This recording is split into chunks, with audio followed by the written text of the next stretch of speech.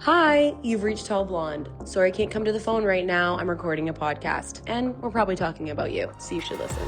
Today's guest is the queen of messy love stories, relatable chaos, and professional glow-ups. She's a TV host, producer, podcaster, and your new obsession. Nicole, okay, maybe I should ask you how to say your last name first. You're so sweet. That's like the sweetest Nicole intro ever. Servinis. I say Sir and then Venus, like the planet. Servinis. Mm-hmm. Nicole Servinis in the building. Thanks for having me. How are you? I feel like this is a long time overdue. It is. I've literally heard like the most amazing things about really? you. And so, yeah, I'm so happy that this Interesting. is happening. Did you say that to make me feel good or did you actually? I say I'm not nice, I'm honest. So okay, I just too. like if I don't have anything nice to say, then I often just shut my mouth and say nothing. But if I mean something, then I say it. And I feel like we're very similar, especially in that sense, but also with the brutal honesty, with being open. And of course, we're going to dig into in a bit about your career path and stuff, but you share and you're not afraid to share your stories. I think, is that maybe because you've been on TV for a while, or why do you feel so open that you can, share your life? No, I'm terrified. Oh, you are? Okay. Yeah. Full disclosure. I'm glad that I convinced people that I was, very comfortable with it. Because to be honest, it's funny because all the guys here were saying, like, I was expressing how nervous I was to do a podcast and be like open about relationships. I'm shocked. And they were like, how, Nicole? You literally talk for a living like all the time. And I'm like, yeah, but not about like personal things. I often kind of close, like I keep that off the grid. Okay.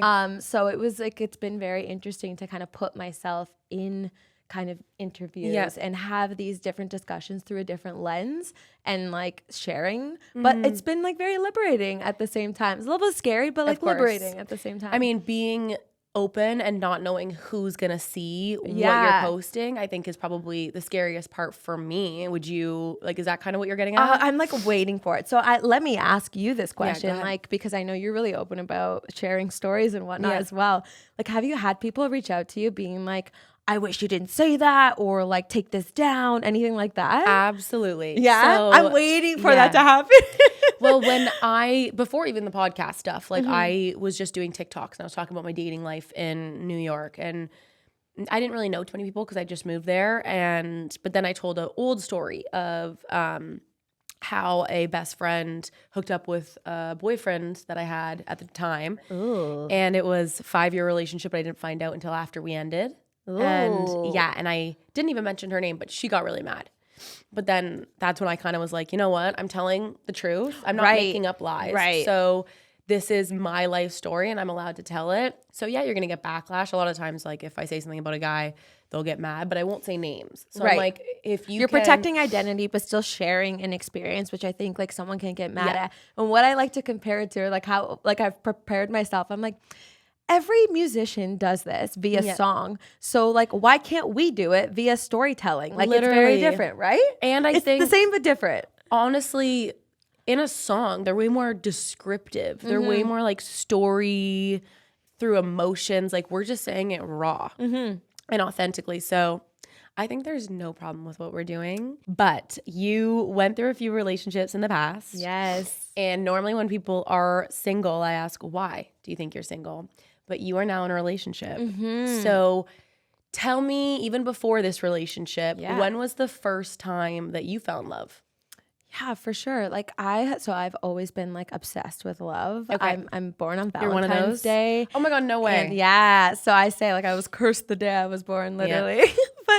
but and like I think because I grew up like in like the Disney kind of culture, and as a little girl, like there was nothing more than what I wanted to be, like a princess. I would like dance in my parents' basement. That was like our playroom area, and I would like ballroom dance by myself, like watching Beauty and the Beast or Cinderella. Literally, like the dream for me was like finding a Prince Charming, like ever since I was like very little. My parents were high school sweethearts. They have been together 39 years. They just celebrated their anniversary, and they've known each other since they were 16. So I feel like I grew up in this really like sheltered kind of like cartoon fantasy world of love, that when I had my first breakup, like in high school, from my first, I'd say, relationship, I don't know that I consider it like first love, but first relationship, I was so heartbroken and like so gutted because I couldn't understand that like the first guy that you dated, you don't end up with. I was like, what? What do you mean? That's, like, this is the one. We have kids' names. We know what we're going to do when we're getting married. That's exactly it. It was like the whole life was like planned so young. And I think back now and I laugh to myself of like, kid, you had no idea what was coming your way. Because, I'm 34. Okay. And so I consider myself like a relationship girly for sure. And mostly like long term, like 3 years, 2 years, 1 year, 3 years, like that sort of thing. But I have dated some interesting men, that's for sure. Well, because you live in Toronto, no? And I live, but I haven't always lived in Toronto. Okay. So I live in Toronto now, but I grew up in Richmond Hill. So, okay. But I like have dated people close, like all over the place. Yeah, just outside the city. And first relationship, we're going back to that. Yeah, sorry. That was your first question. Yes, high school. High school love. It was like puppy love. I mean, people like kind of paired us together before I even started high school. He was a year older than me, and he had a brother who was my brother's age, and they were friends and they hung out. He was like the jock of the school, and I was very much the like student council. If there was a cheer squad, I would have been head of the cheerleading squad type of girl in school. And all that to say is you're like I love attention in the best way. I mean, me too. So when I started high school, it was like immediately they were like, oh my God, you guys have to date, whatever. And then it was the meet cute at the locker and the rest was history of like, but we dated for like 3 years. So most of my high school, because he was a year older. Wow. Okay. And then, it was he like your first kiss or first kiss? Okay. Yeah. First kiss, first date, and it was so funny because 3 years. So the reason why it ended was because after 3, so he was going to prom, and I was obviously a year younger, and it was the whole pressure of like we need to have sex the prom night, and I was like, I'm not ready. I don't know. Like I was. So 15. You went 3 years without having sex with him? Yeah, we didn't even nothing. And in high school, I feel when I mean nothing. That's crazy. I was like a pretty like conservative, like just girl. Kissing and making out. Yeah, just kissing and making out. I was conservative. Number one. Number two, like I was very young, and I also at the time like was very much of like, I want this to be very special and I want to be very selective. I don't want to just do it to do it because everybody else was doing it. And so I was just like, I have romanticized what that experience was going to be like. And I didn't feel like I was ready for all the things that also come with it too, and being responsible and whatnot. I wasn't like oblivious. So yeah, I really didn't feel ready. And then him like, to be honest, was he like also trying? Asking for it? Yeah, like made me not want it more. It made me more turned off. Exactly. It was like if he had maybe kind of done some like set up something romantic and like special or like said, approached you let me know when you feel comfortable because I want this to be special for you. Exactly. Well, had he had sex with anyone before you? I think so. Now that you say this, I actually don't remember. So maybe he was like, of course, little boys. They're probably like so horny. Yeah, they're so horny. They don't know what to do themselves. Yeah, 100%. And so like the pressure of it all made me not want to do it even more. And then so he broke up with me. So that's why he broke up with you, because you didn't have sex with him. Oh yeah. But it is crazy to think about it, like putting myself back into high school, like that is what every guy was trying, not that it's not what everyone guy's trying to get out of seeing a girl now, but in high school it was the cool thing to do. Like you're dating someone because you guys are going to have sex. Right. Like that's the, Right. So for him to go 3 years without that. And that's what I say. Like I hate diminishing the relationship, not saying that it wasn't love, but because I think like when you share something physical with someone, that's like a different kind of love. Yeah. So that's why I refrain from saying that he was my first love. But at the same time, like we were so close because like we spent so much time together. We talked all like morning and night. We went on vacation together too. Oh, like wow. I also can't even believe my parents in high school. In high school, I went with his family to Barbados and we slept in the same room again, and nothing. With nobody else in the room? No. Okay, so his brother and sister were in like there were like multiple like beds, but we had time alone and like fully could have happened, and like there was no question. There was like, was your parents? Here's a good question. Was your parents like open with talking about sex and stuff within the family, or what was that dynamic like? Not Are they sex really. positive? No, my parents are very much of like they're like very sheltered. Yeah, so that's kind of where you maybe a lot. It was like picked up. uncomfortable conversation, but it was Right. always like, if you need to talk though, like we're here. Yeah. But they were never ones to like really like bring it up, and there was always, you know, be safe. Yeah. Don't be stupid. Yeah. But like we didn't actually like fully have that those conversation. conversations. Yeah, because I think I had more of those with my friends, I would say, than I Yes. did like with my parents. For sure, me too. I think that was probably common. Yeah. Growing up. Yeah.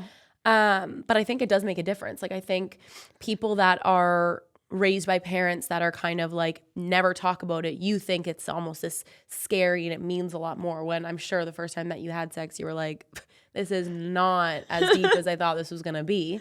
So it's very interesting to hear people and like how they were brought up and how that affected. I mean, I've been in therapy for like years now, so haven't really hit that subject, but it's crazy how so many things as to how you grew up and as a child reflects back 100% on like how you see View yourself. things, yeah. 100%. I grew like I was Catholic. I went to a Catholic school, so I also think that had like a big part of it. Like they really hone in and have I mean, I went elementary school and high school, Catholic. So it's like, you know, save yourself till you're married, and that's like a very sacred act. Oh, so you were planning to save yourself when you were till you're married? I think I had, like, when I was young, I very much had that mentality. But in high school, then it was like, no, that's when I kind of changed, and I was like, no, I just wanted to be with someone that like I know is gonna be like my person. Right.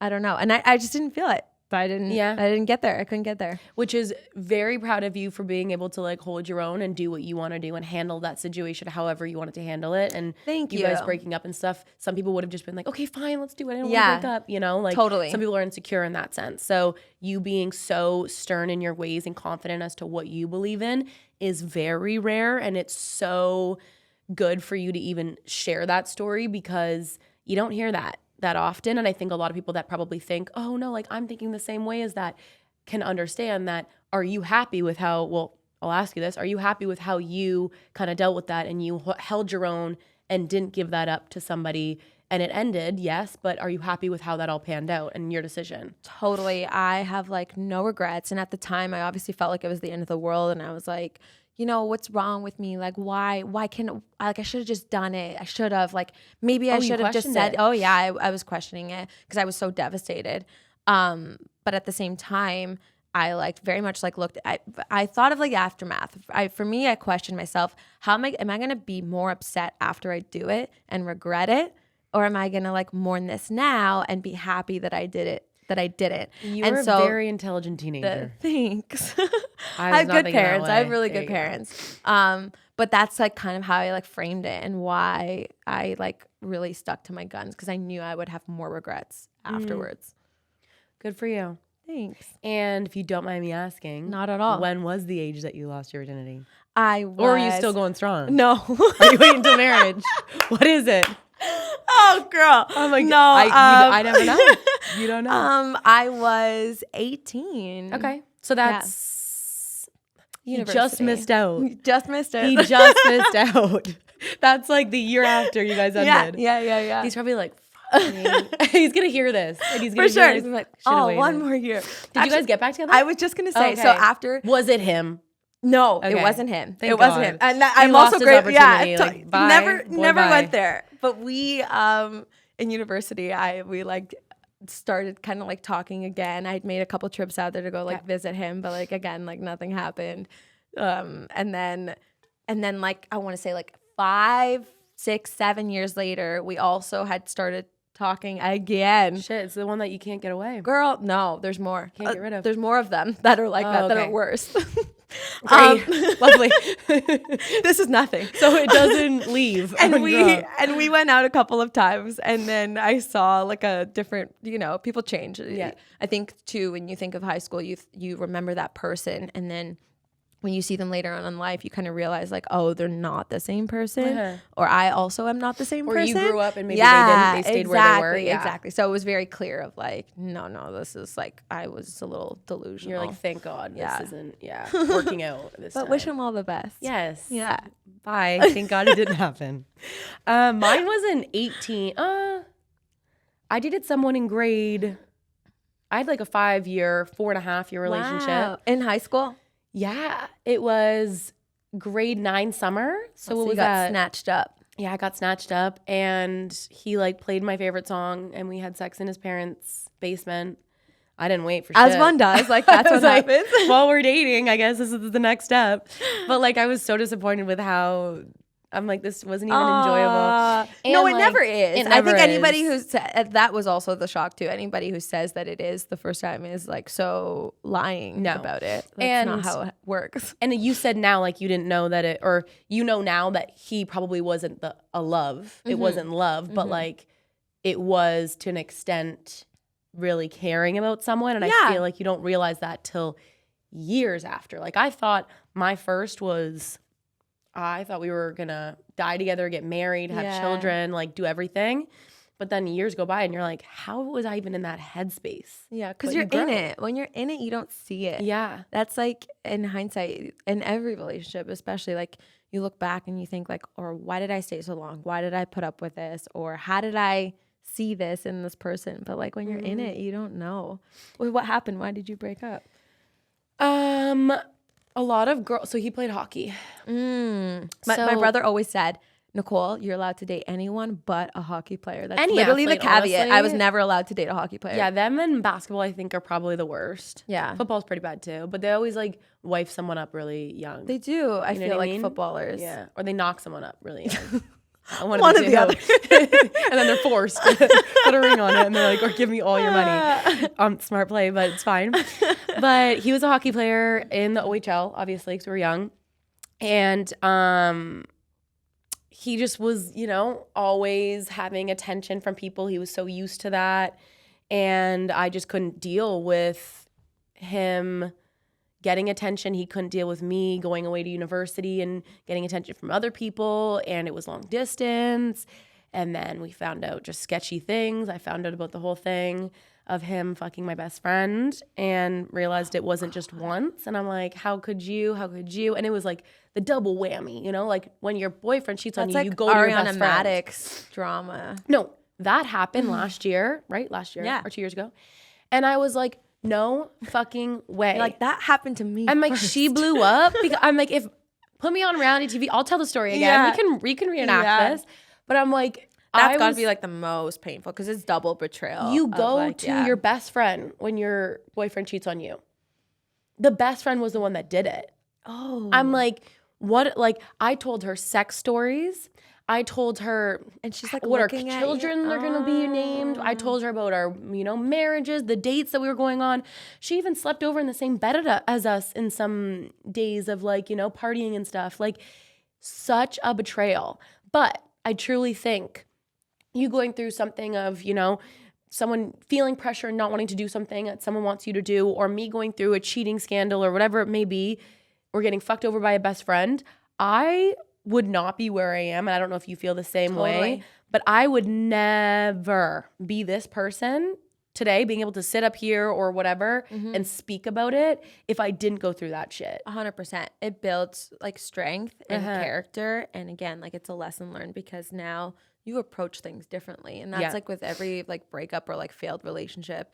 It's like, I always say, like one of my friends is going through it right now. And I was just like, babe, like she's like, I'm so afraid to like put myself back out there. And there's a lot of fear because you don't want the same thing to happen again. Yeah. But at the same time, I'm like, no, like you went through it. So you know the signs now. You're going to weed that out. You're going to smell it. You're going to know it. And it like, you're smarter for it, as like the pain gives you wisdom. Yeah. And I also think it's really important for people that get out of bad relationships to go on dates, even if they know it's not the one. Like go on like a date or two a week just to see what else is out there, because you will never switch your brain of a different happily ever after if you don't put yourself out there with other people and you always just think, oh, love and being wanted and being with someone is with the last person I had that fucked me over. You need to fully immerse yourself and be like, oh my God, like, yeah, I'm not that attracted to him, but he's so nice. Or he has values that the mine didn't have. And now I know that exists out there. It's like, you just need to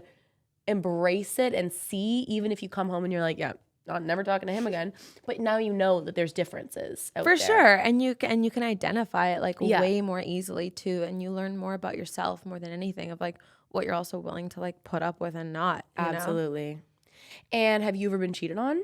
I have. This was like such a weird story, actually. I don't know if I've ever actually said this out loud. Perfect. Dive into it. So I went away to school in Australia. Oh, no way. I did an exchange there. Misadventures. And yeah, I love traveling. And I never let anybody like stop me from doing anything that I wanted to do. So I was in a relationship with a guy. We were boyfriend, girlfriend for like a year, I want to say, maybe just under, before I was going away.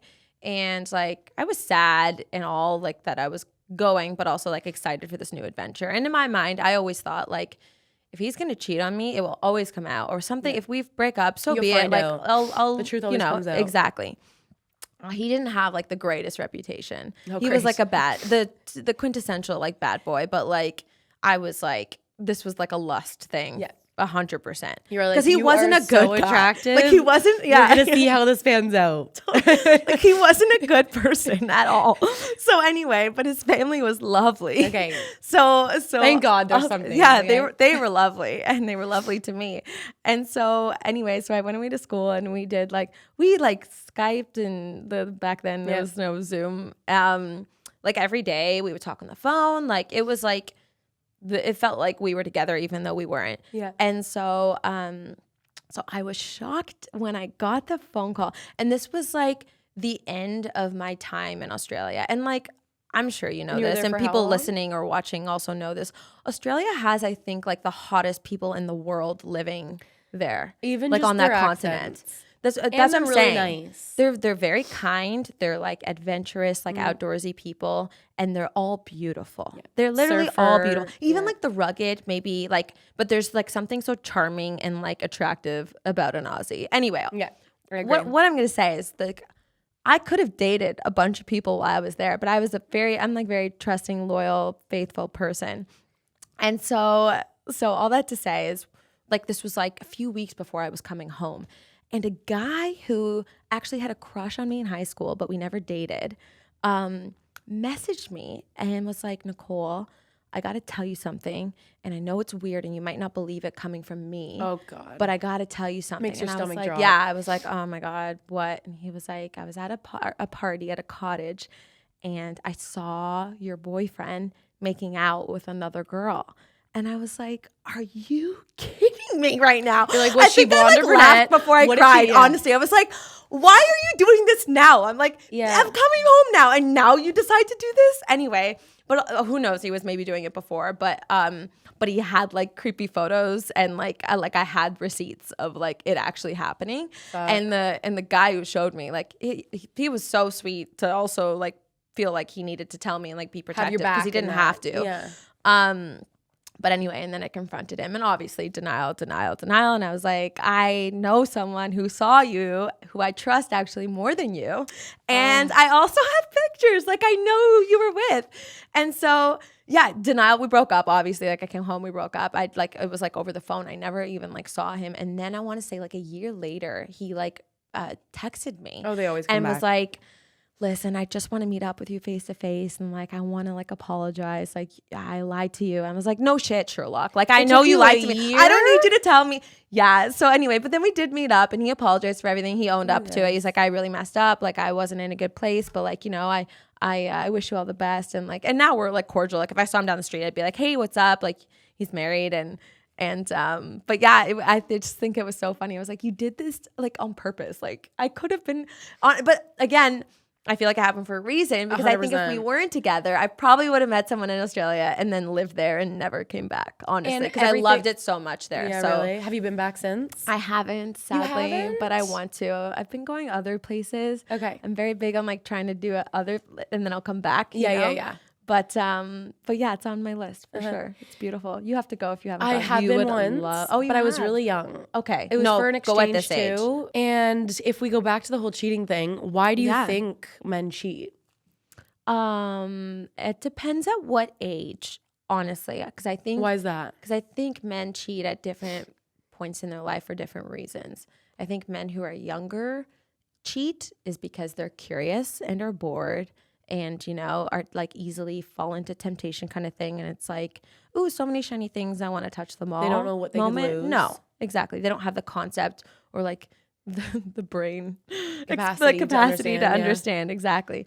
Whereas like, I think if a man cheats, like closer to his like 30s, 40s and so on, I think they very well know what they're doing is wrong, but I think it's more so because they're like unhappy in a current situation and don't have the courage to leave it, or they are like stressed and overwhelmed and that's like an outlet for them. Yeah. You know, a little bit more like complex kind of situations why people kind of turn their head. And do you think that's the same for females as to why they cheat? I think so. I would say the same. Yeah, and I think maybe for females, actually, no, I agree. Because I was going to say the whole like, sometimes they're not getting what they want out of their relationship. Which is why they look elsewhere. Yeah, that's could be for either way. Mm-hmm. But I mean, it is proven that men do cheat more. So I believe that. we'll stick with that. But you were also talking about, which I thought was mind-boggling. Someone you were dating was applying for The Bachelor. Yes. As you were dating them. Yeah. He said he was in LA for like a boys golf weekend. How and long he was was this golf literally weekend? doing interviews for the show. Yeah. So what was his plan if... That's a great question. I like... I asked myself that because I was duh. working for City TV at the time, which is the station that The Bachelor Covered? plays on. So Okay. they have like exclusive interviews for coverage for like a bunch of the contestants and the person, whether it be like the Bachelor or Bachelorette. And it was my job at the time to interview these people. I was like the Bachelor expert, so to speak. And so like if this guy made it on the show, I would have been like, Literally, what the dude, fuck? yeah. What are you Would doing? you have been able to have a say and be like, do not let this guy come on? Well, so it's so funny because I fully threatened without being threatening and saying that like How do you do that? I threatened without being threatening. So you're petty, but you weren't a threatening. little passive aggressive Okay. is what I like to call it. Right. Of like, you know what I do, so like think before you do. Don't So you be an make a idiot. decision. Yeah. And I think he got super scared. And then his parents found out. And then his parents said, if you go on the show, we're going to disown you. That's embarrassing. Like, how could you do that to Nicole? Like, this whole thing. Yeah. So then he didn't end up going on the show just because of that. But otherwise, he would have been on the show. He actually would have been? Yeah. How do you know? Because I know. Because like people told you from the show? Uh-huh. Shut up. Uh-huh. What a like fuck you moment. Yeah, it was great. Wow. But I also like kind of was like, I wish you went on the show. Karma's a bitch. But either way, yeah, totally. And he's still like a sorry single guy in Yeah. the city today. So like he just is one of those guys that like I don't think he'll ever be happy because Yeah. it's like an internal thing, you know, And going on there. sometimes when people aren't confident in who they are and where they are in life, you're never gonna be happy with a woman by your side yeah, too. 100%. Yeah, But you are in a happy relationship now. I am. Did you find him through dating apps, friends? What was that like? It was through friends. So my last relationship was like a big blow up. Like it was really bad. Really? We were together for 3 years Okay. and everything like exploded. And I was like never feeling more terrible about myself or like turned off from dating in my entire life, coming from the girl who's obsessed with love. Yeah. And I'm like, whoa. and dating. And so I was like, I don't want to do anything. And then what happened was a friend of mine is a makeup artist and she has done like all of my friends like bridal makeup, Yeah. baby shower, the whole nine. And she was doing one of my friends' looks for her baby shower. And she was like, how's Nicole? Like I haven't seen her in a while. And one of my best friends was like, oh, she's like really devastated. Like she just went through a terrible breakup. And she was like, that's great news. Cause I think she should be with my brother-in-law. She's like, I've been waiting for her to be single because I never thought she belonged with that guy. And I wanted her to be with my brother-in-law. I was like, oh. And so my best friend, she was like, you can like reach out to her. Like, I don't know if she's like ready right now to like be in a relationship, but like, I'm sure she'd be open to it and she trusts you because she knows you. And then, so she messaged me the next day and she was like, so I heard you're single. I know you're mourning a relationship right now, but like when you're ready, I have a guy for you. Just trust me. Just go on like one date and like, I want you to date him? go out with Whatever, him. yeah. Yeah. And I was like, listen, I love you. I appreciate you. And I know I trust you, but I'm just like not ready right now. Yeah. Like I was in therapy, same thing, like just like taking care of myself, getting myself in a better mental place because it was really bad. And then like, let's say like a few weeks went by and I like messaged her and I was like, okay, I'm ready. And then we exchanged numbers and then the rest is kind of then we've been together since. We went on our first date and then I like didn't date anybody else. Like post breakup, I only went out with him. Wow. And yeah. So it wasn't any rebound. It was like, no. It was very clear, you know. I think I would recommend a friend setup any day because you kind of get a sense of like who the person is in terms of like their morals and values. You know, if they're a good person, they mean well. It was so different, Sarah. Like a background check. Like, 100%. And there's like a deeper level of understanding, like, because we both kind of came from the same place of like the way we were raised and things like that, that like it was instant.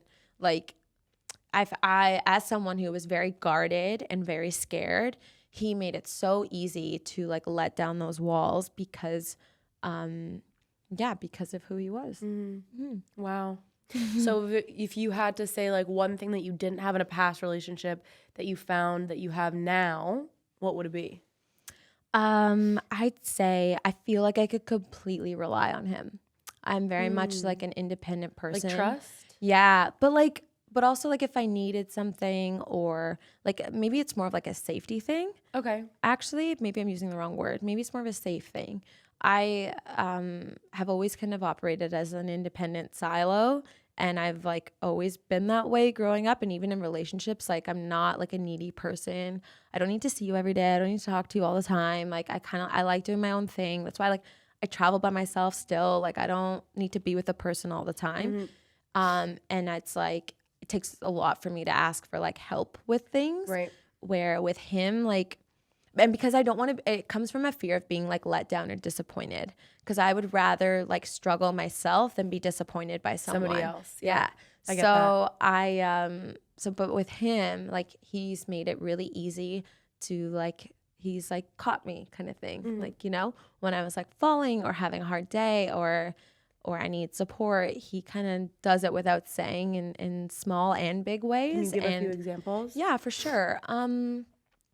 Like this may seem like a stupid thing, but like little thing, for example, like a light bulb is like not working. I would kind of leave it there until all of the lights burned out and like not say anything. Like it's not that big an issue. Yeah, it's like I can still see it. It's fine. But like he takes it upon himself to like find out what the light bulb is and then go and do it. Like I don't have to ask him to do it. Or like little things. If I had a really rough day, like he'll check in on me 1,000,001 times. Whenever I'm like driving or like I get somewhere, he's always making sure to text me when you get there, let me when you know when you get there. And it's not in a control way. It's in like a real caring, like I want to make sure you're safe and okay way. Like but also, he's only good if you're good. Yeah, you know? Exactly. Little things. Like if I had, I remember like I had just moved into my new place and I was still kind of going through like the divorce. Let's just say we weren't married, but it felt like a divorce. Yeah, like it felt and I had a really rough day, like moving and stuff. And I went over his place and I was like just in shambles, like crying of like, I just want this to be over. Like it's still, I have to deal with it.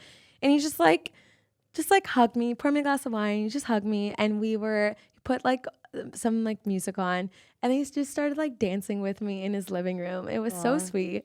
And I'm like getting emotional talking about it. Yeah, because it just like feels like different and I feel really lucky. Yeah. And I think it says a lot about a character too, to be seeing you in a like dark place coming through a different breakup and not saying, oh, she's with somebody or she was with somebody else and she cares about him still. And saying, no, let's go through it together and let me work with you to get you to the other side. Totally. It was like two things can be true. Like you can be like mourning something and going through a really hard time, but also like falling in love with someone at the same time. And is that kind of when you knew, you know, this could be our person? For sure. In that moment, I think is when I thought to myself, like, I love this guy, like, for sure. I love that you have so much emotion with even speaking about this because it truly shows that, like, even, I mean, how long have you been dating? Like a year and a half. A year and a half. So a year and a half later, and the story still feels as compassionate and compelling to you as it probably did that day. Yeah, for sure. It does. I like no relationship is perfect. Don't get me wrong. Absolutely. I like want to wrap my hands around his neck and kill him every Yeah, now. of course. Yeah. And he drives me insane. But at the same time, I like, because of all like the bullshit that I've been through, I like know what's in front of me, and I like want to love and nurture it as much as I can. And I don't know if you even felt this way too, but with the divorce or the breakup, we'll call it that. with the divorce, you probably were like, what I'm never going to find someone. Like, it's never going to be, there's nobody else. Like, that was my shot. Like, what now? Totally. So finding someone, you're like, oh my God, thank God. But it's also like, for the people that are listening that feel like they're at the rock bottom, there are people out there, and you might not feel it yet. You might be in that dark place, but like, just give yourself a bit of time and some grace, and there will be someone out there for you. For sure. I really didn't think that I was capable of like trusting someone again, or like feeling like that again. And I can say like, I feel even more of like a deeper love for him than I didn't know that I was like capable of. Really? Yeah. Okay. So it's like, yeah, like you're saying, if you're in a place of feeling like, I can't believe I have to start again, sometimes there's like a lot of beauty in that, in being able to kind of find someone who really is everything that you want. I actually, like, before I even went out with him, I'm like a bit of a hippy dippy girl. I like made a whole list of qualities of things that I wanted in someone, and I made a list of qualities that I didn't want in someone. And I still have that list, and I think to myself like, wow, like I feel like I like manifested this like coming to me because I felt ready to receive it too. Yeah. Like I was in a place where I could receive that sort of person, and I knew that I wanted that. So yeah. And I think obviously I mentioned the whole thing of not being a rebound because everyone says after like the first person you get with, but I mentioned this before, and I was talking to a friend about it, and I'm like, she's like, I feel like I'm ready. Like I just got out of a breakup, but I feel like I'm ready to date again. Like I don't think I was the problem. Like I've worked on myself enough. And I truly think, yes, it's this whole thing that a lot of people have agreed on, that there's rebounds after a relationship, but it's also a huge thing when you get to a certain age and you understand who you are and what you want and what a relationship should look like, and you've done the work on yourself personally. You don't have to just, I don't believe it's a time thing. Yeah. No, I don't think you need to go out with so many people to like be over someone, or it has to be so many months. Or I know there's some sort of like ratio, like of like, if you were in a relationship for this long, you need to be broken up for this long and on your own. Like I don't believe in that, because I think it's like a personal, very individual thing of like, if you know who you are and what you want, then you don't need time. Like go after it. Yeah. And are you mentally ready to move on, or are you still holding on to something, or you think you're going to get back together? Like it's, where are you at? Fuck what other people say or what they're telling 100%. You. It's like, where are you at in that? So we have a success story. We're still waiting on mine, but I'm sure it'll come. It's coming. You're so young.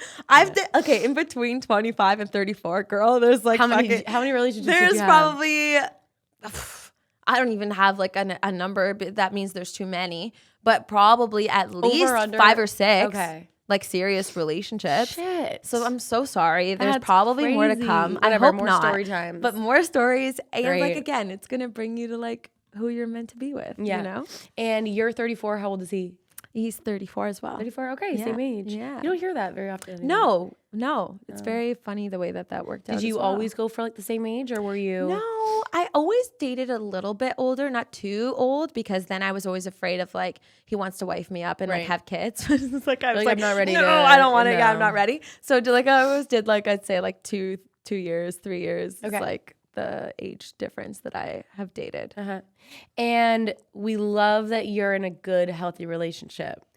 You kind of touched on during the whole pod, obviously, some stuff of work and what you did and being, in the limelight of TV and everything. Let's dig into that kind of career path, because I think you don't hear that every day either. You don't know the behind the scenes as to how you get to be a face of television. You've talked a lot about on, I forget what, I think it was like your website, producer. Mm-hmm. You were a producer of? Lifestyle content. So okay. I report, and I say like the host, whatever, TV personality, forward facing is like part of my job. But actually like the meat and potatoes and like the origins of me being in television was as a producer, which is like you write a bunch of scripts, you like organize talent, you select locations, and then you kind of work with the editor to put it all together. The producer is the person who sees a piece from the very beginning to the very end of production, the only person. An EP traditionally will see something at the very beginning and the very end. Cameraman just shows up to shoot everything and that's it. The editor only sees like the edit. He doesn't see like when you're on set. So as my job, it's kind of to piece everything together. Yeah. So I loved, like I started in this field because I loved that part of my job where I could like creatively be a part of something from beginning to end in like a really unique way.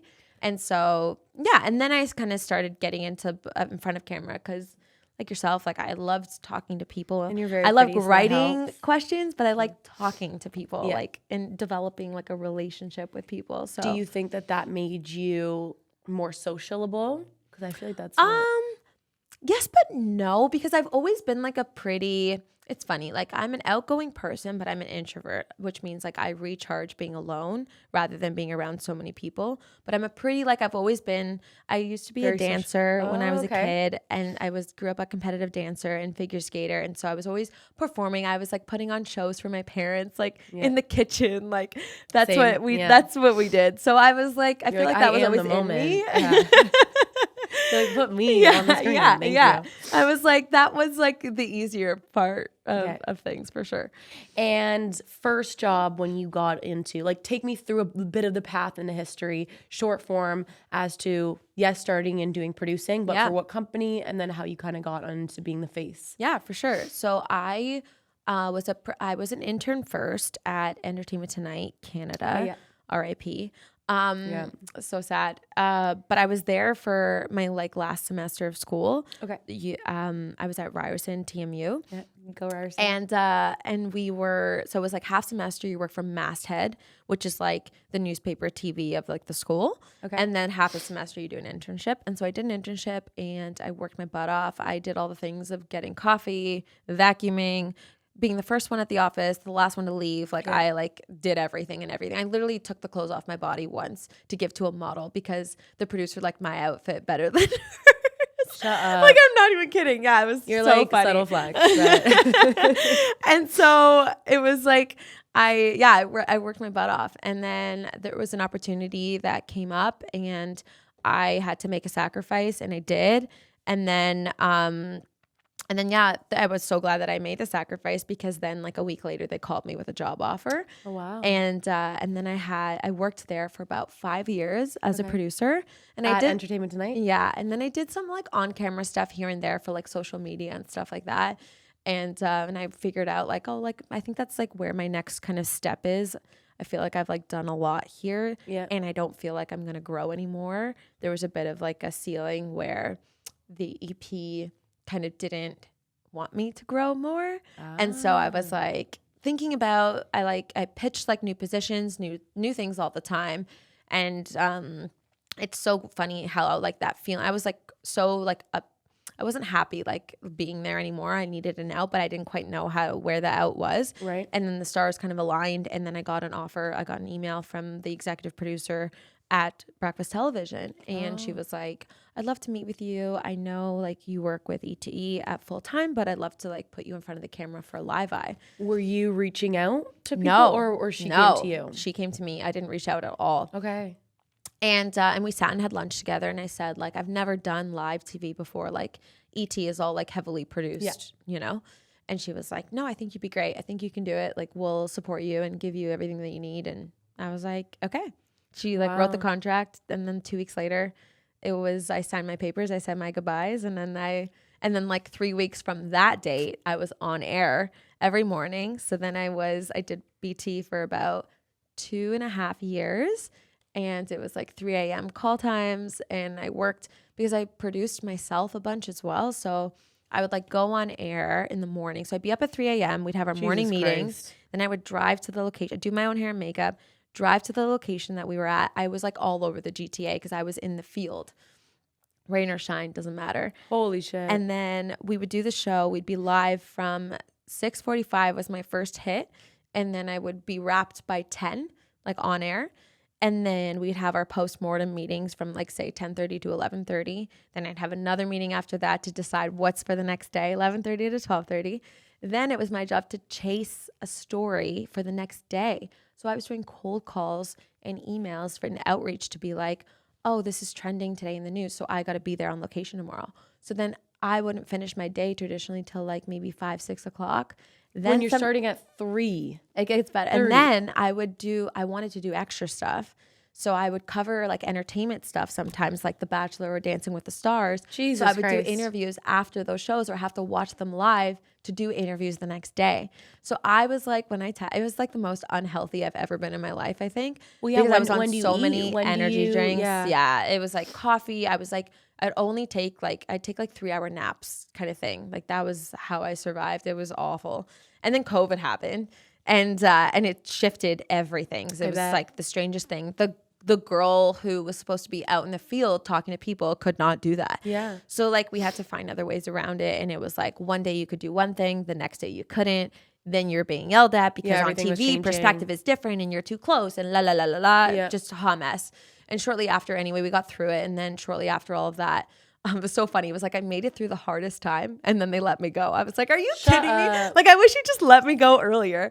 And so I was like devastated and so surprised because it's like we already gone through everything. Like now we're back to normal and everything's great. It was like there's no reason.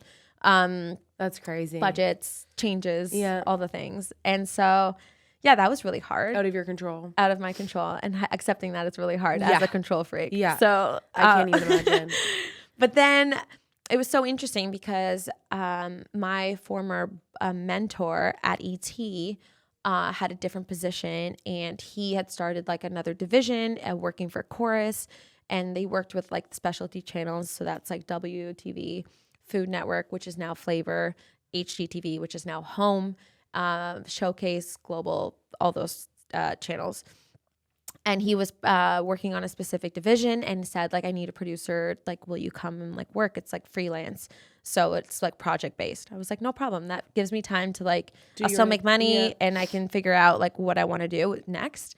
So that happened. And then I got like another job on camera. And then I got another job on camera. And then I got my job with CP24. And in doing all of this, I really made sure that I was signing non-competes, which meant, because that's what screwed me with BT, that when I finished there, I had to get like lawyers because they, in the initial contract that I had, they had me exactly that I couldn't work with another station for like months and months, where I was like, you can't take away my livelihood after you're the one that let me go. Yeah, I didn't even choose this. Wow. So it was like selfish. It was a lot of back and forth, and the whole working for like the corporate like that's giant. how you made your money.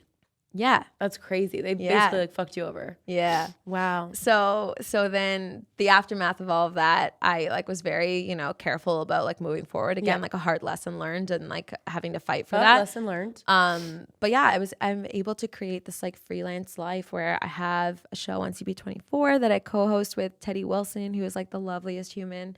I feel so blessed to work with him. And their crew there is amazing. I love the team. And then I still produce on the side, which is really great. I'm able to like host and I like work part-time for different places. And then I get to now do podcasting as well. So let's talk about that. Why mismatched? Because I'm not married. Yeah. And so is it going to change if you get married? Maybe. Matched? Like have a little fun like X through it with you're envisioning the logo. But yeah, and it's kind of like a play on words, like because I have never been paired with the right person, so it's like a mismatch, but it's miss because I'm not married and I'm a miss, not a missus. Yeah. And what are you talking about? I know it's your chaotic files of love, whether that's stories of dating or just love in different ways. And can you kind of explain what exactly they can find when they watch your pod? Yeah, for sure. I say like to find love in all its forms. And what I've grown to understand is that like romantic love isn't the only kind of love that we experience that makes up the importance of your life. Yeah. I've learned like self-love has been like a huge exploration for me and kind of figuring out what that looks like. Romantic love as well, because that is complicated. And I think as you get older, it gets more complicated and people don't like prep you for that. It's like So what happens after you're married, or what happens, you know what I mean? Or divorce. Like I have friends who are like separated or divorced in their mid 30s, you know, like these are like or getting let go from a job, right? That was your even like Your relationship. life. Yeah. That was like what you were doing for every single day, and that was all you knew. 100%. So all these kind of layers and facets, and even like parenthood and how that changes relationships, whether it be like friendships as well. Like I think it's so interesting how all of these kind of layers evolve as we get older, and so yeah, it's talking to different people about all those things. And you're now, after kind of explaining and getting deep into your personal life, do you feel like it's going to be difficult to be open on your own pod, or do you think it's going to be almost like refreshing, exhilarating? What's the word? Yeah. To be kind of talking about all those things and kind of having to share your opinion. Because on a podcast, even if you have a guest, you're still giving your side of the story too and your opinion. Totally. How do you think that's going to be with, you know, all the situations that you're going to cover, or all the topics that you're going to cover? It's interesting because like, so I've already like done a few of them that are like, as you know, you kind of bank and then release. Yeah. And I like found myself like getting emotional, like talking about certain things, or kind of talking about also situations and the past from a different perspective, reliving it. So it's kind of been like, again, like also like very healing, and also like there's a new self-confidence and self-assurance that I have in kind of saying it all out loud, which you don't always get the chance to do. Yeah. You know, so it's been like, I've really enjoyed it. It's a different kind of conversation that I'm not used to that feels good. Yeah. Yeah. And I mean, I totally can relate to that because I felt the same way. But I also think sometimes you're scared shitless. I'm like, yes, that happened to me, but I don't want to put that out on the internet, you know? You're really brave. I look to you and I'm like, wow, if she can do it, then I have to do it. I mean, can do it. Some people are like, because I say so much about dating and I'm single, it's like, fuck. Some people are like, okay, if I'm dating this girl, let it be known that I'm going to be on the internet. So I think that that's what holds some people back. But at the end of the day, that's the life that I chose. So I think that that's kind of the only negative, but also that's my life. So if you can't handle it, you want someone who's confident enough to handle it. And if they can't, then that's an immediate red flag. Yeah, 100%. Since you said red flags, talk about a transition. Really talk, and we not even planned. See, now we know that you're a podcaster after that. So I came up with this little game because I thought it would be fun, because you being, 34 and having all these relationships and the stories that I just watched or the stories that I heard when I was watching your first episode, I'm like, okay, you've been through some shit too. Yes. So I came up with these red flags or fixable. Okay. And these are some situations that people have written in, or just some that I thought were fun that we could kind of dig into. I'm going to give you a situation. You're going to say if it's a red flag, too much so, or if it's fixable to stay with the person. Okay. Got it. He's still friends with his exes, but he swears it's chill. That's so tough. Would you be like, red flag, we're not going on another date? Or would you be like, okay, fixable, we can talk this out? Fixable. I say that because I would, if that was happening to me, I would make it my life's mission to befriend these girls. I'd be like, I need to know who he's spending how he's having these conversations with and who he's like talking to. And I feel like if I trusted them, then if I got to know the girls, and I'm pretty good with like, I can tell if you're like full of shit or not. Yeah. Or like if you're like, I know that you're into him. I feel like I'd be able to like weed that out. And then I would say to him, hey, I know she has a crush on you. Like, I need you to make some distance. Yeah. Or like, I don't feel comfortable with this. And I think that's the thing. It's like, how long has it been? Yeah. Because if it was recent, that sexual attraction can't just go away overnight. It doesn't just die out. Yeah. And I don't want to have to envision that and think about it. So for my own sanity, absolutely not. Yeah. Like, no, thank you. And maybe that's self-growth needed on my end, but at this point, not it's at still all. Not there. So not bye. At all. Yeah, no. So you said fixable. I say red flag because you kind of had like you're like, this is going to be a learning experience for all of us. Yeah. Like you were ready to, and it doesn't. Maybe that's the wrong way to look at it. No, that is brilliant. I'm just like petty, like, fuck you. No, if you've hooked up within the last 3 years, you're out. Next thing is, so he says he's emotionally intelligent, but you've never seen him cry within 3 years of dating him. Oh, I think that's a red flag. A red flag? For sure. Why? I think if you're emotionally intelligent, you're in tune with tears or emotions, sadness. yeah. And like, but actually tears can be symbolic of something really happy, like I just experienced earlier, or something really sad. So I think like that should come out within 3 years for sure. Have you seen your 1.5 year? Yes. Oh my God. He's really? like, Okay. he'll hate me for saying this, Yeah. but he is like the biggest It's suck. kind of hot when But it's men very cry. sweet. Like when he cries, it makes me cry. And I actually saw him cry probably sooner than he would have liked to. He was talking about his grandmother and like getting emotional as she cause he was telling me how she passed away and talking about their relationship. And that was the first time I saw him cry, and he was getting like really choked up and he was embarrassed. And I was like, no, it's like really beautiful that you can like talk about her and Like, express more, this, more, you know? more Yeah. tears. I want to see more. No, it was sweet. I agree. And I think, like not even a red flag at all. I think it's honestly a green flag or this is a red flag, but I think it's a green flag for men to cry and show their emotions because, I mean, yes, I know the whole thing of like guys don't want to show their emotions in front of like other men and stuff, but if it's your significant other and you're dating for a while, like you should be able to understand what's triggering. What have you gone through that like you needed me for, you know, or like what was the state that we were both in that made you know that you were secure and protected by each other. And I think there's a safety thing. If you feel truly safe and trust the person that you're with, then you can be vulnerable and 100%. Show emotion like that. So that's really important. If he has a podcast, is it a red flag? No, I don't think so. You don't think so? I don't think so. I think that's interesting. And it brings like a different dynamic of like talking shop when you come home from work. I don't know. I don't think I could. No? I can't be with someone that's like the same Does the as same me. thing. You know what? Okay, I'm talking out of my ass though, honestly, because I always said I wouldn't date someone in TV. Well, okay. Yeah. So like I'm not putting it the same way that you are, but because but the reason why I say that is because there's a lot of ego, and like a lot of TV personalities have like big egos. But with and podcasting I hate too, that. you kind of had Totally. I mean, it's not it kind of is. And I hate You gotta that. So I was think you're like, that's cool like shit an to immediate even like have a turn off. podcast. Yeah, a you have to have confidence. Yeah. But there's confidence and then there's like egotistical. Yeah. There's like a big difference. And I think, and maybe this is like a sexist thing to say, but more guys that do it are like egotistical than confident. Does that make sense? They're trying to be like macho man. Like they think that like, oh my God, people are gonna need to listen to this. Yeah. Unless they're doing it for a genre of like like education or like Like if they're just starting a podcast for their own life and like telling stories, I feel like that's probably egotistical. Me, but I think that we're talking about the guys, not you. No, yeah. But if they're doing it for a certain genre to fill people in, educate people, that's different. Yes, agreed. But I also couldn't like. No, you do something else. I chose this one. I picked this. You go do something else. He can't start it after. He's already has to have it has before it you first? date. Yeah.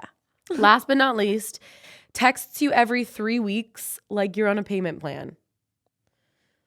Like not so just often, so like it takes you every 3 weeks. Obviously a red flag. No, red like, flag. that's Absolutely ridiculous. not. If you're not obsessed with me and messaging me all the time and like thinking of me, then go away. No, and like who is gonna wait 3 weeks for someone? No, like, I forgot. I've forgotten about you. He forgot about then. you Yeah. if it's 3 weeks. You forgot about him. Yeah, no, absolutely not. No, red flag.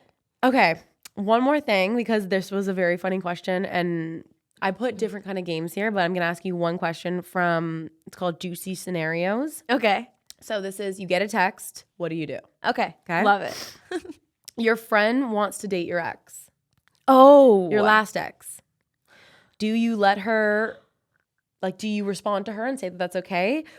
Or do you like ghost it? What's the... Oh no, I would pick up the phone and say, can I swear on here? You can say whatever the fuck you want. Are you fucking insane? Number one, that your mind went there. We're not friends anymore. And number two, I can't believe you had the balls to even say that to me. Goodbye. So after thank you for saying that. You're because welcome. after, when I found out about it, I put them in a group chat and said, how was the fuck or something when I found out that they had sex. Yeah. My best friend and my ex-boyfriend.